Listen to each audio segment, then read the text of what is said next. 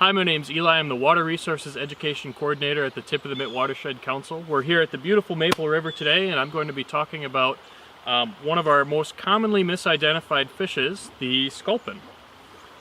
So we have here, this is Michigan's native sculpin, and it's commonly misidentified as a goby. They look pretty similar. They're both bottom-dwelling fishes.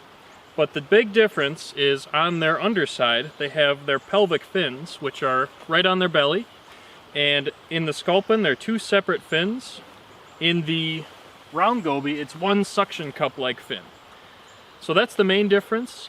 If you do find a sculpin, they are a really important part of our freshwater ecosystems, specifically our river ecosystems.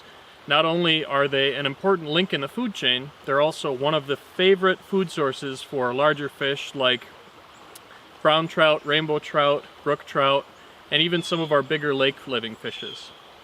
So if you see something that looks like a sculpin or a round goby while you're out and about, make sure to flip it over and check on the underside in that pelvic area for the two separate fins. If there are two fins, it means it's a sculpin. If there's one fin that looks kind of like a suction cup, it's a round goby. And to find out more information about round gobies and what to do if you do find them, check out our invasive species page on the Watershed Council website.